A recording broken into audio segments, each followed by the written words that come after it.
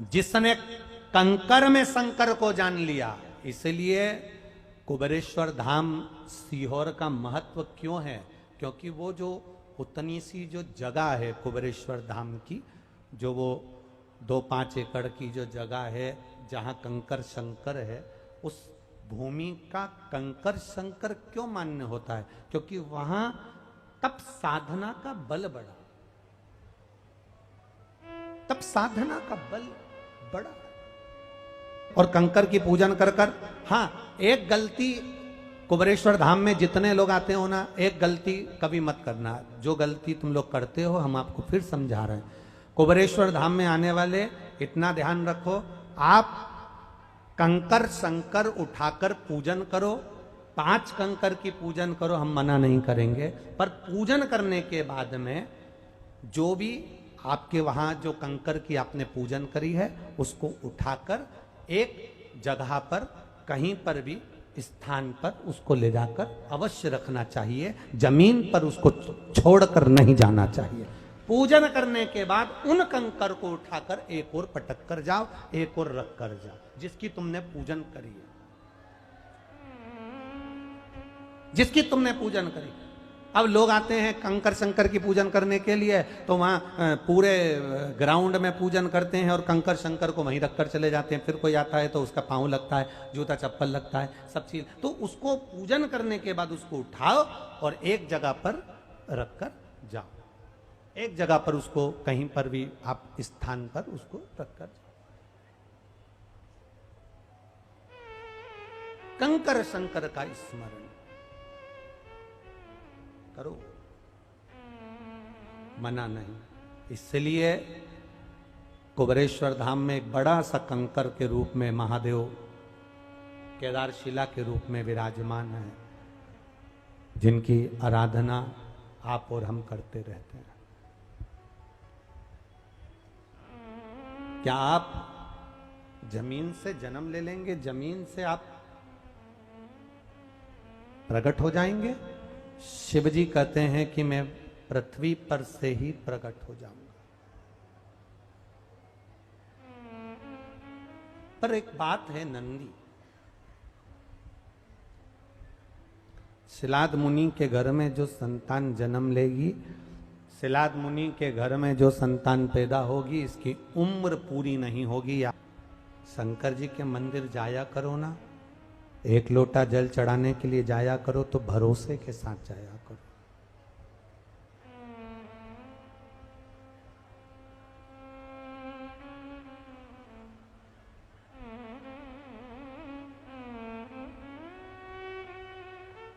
भोलेनाथ दया करना,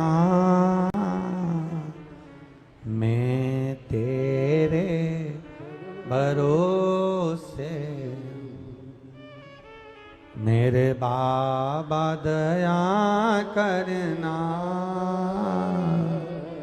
मैं तेरे भरोसे, ना घर के भरोसे, ना परिवार के भरोसे, पूरे भरोसे के साथ जाना, पूरे विश्वास के साथ, पूरी दृढ़ता के साथ जाना।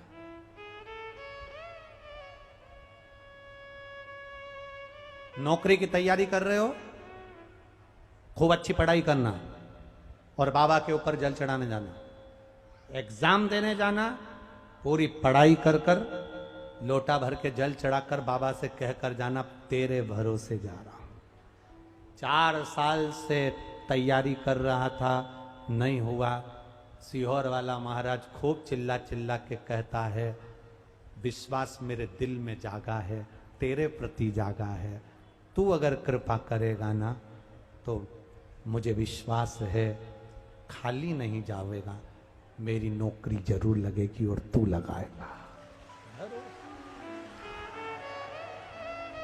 भरोसा पक्का कर कर जाना, जितना विश्वास। शिव पुराण करती क्या है? लोग कहते हैं शिवपुराण शिवपुराण, शिवपुराण करती क्या? विश्वास पक्का करती है, भरोसा। और आपके भरोसे को तोड़ने वाले बहुत मिलेंगे।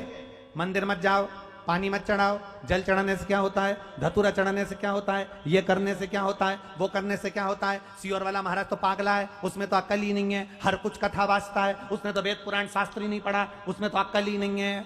हमारा निवेदन इतना सा कहना है, शबरी ना वेद जानती थी ना पुराण जानती थी, केवल दरवाजे की झाड़ू लगाती थी और सबरी के दरवाजे पर राम आ गए थे। हम भी कुछ नहीं जानते, पर मेरा भोलानाथ, हम भी नहीं जानते वेद पुराण शास्त्र।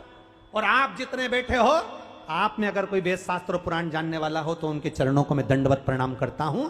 पर हम ना वेद जानते, ना शास्त्र जानते, ना पुराण जानते। हम तो इतना जानते हैं कि मेरा महादेव हर एक के लिए, पशु के लिए जब पशुपति नाथ बन सकता है तो मेरा महादेव मेरे लिए भी आ सकता है, इतना जान।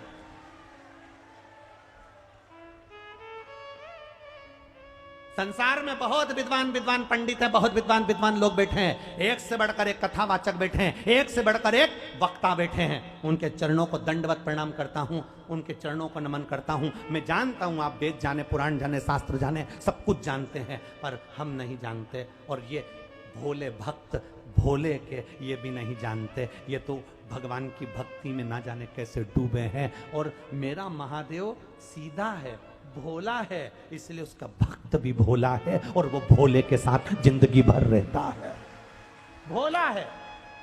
हम पलंग पर पड़े होंगे, कहीं एक्सीडेंट, कहीं बीमारी जब घेर ली होगी, अंतिम क्षण होगा, पलंग पर पड़े होंगे, उस समय पर ना तो कोई राम रक्षा स्तोत्र सुनाने वाला होगा, ना श्री सूक्त सुनाने वाला होगा, ना पुरुष सूक्त सुनाने वाला होगा, ना वेद और पुराण के मंत्र बोलने वाला होगा।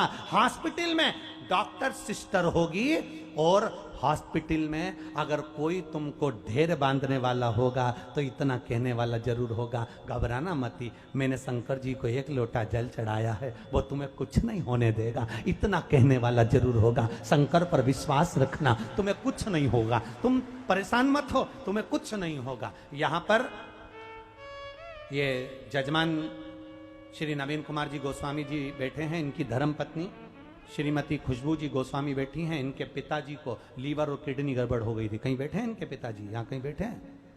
आप यहाँ जरा हाथ हिला दो एक बार। इनकी किडनी और लीवर खराब हो गए थे। डॉक्टर ने कह दिया था कि कुछ समय है इनके पास, डॉक्टर कह दिए इसका कोई इलाज नहीं, लीवर किडनी सब डैमेज, सब खराब।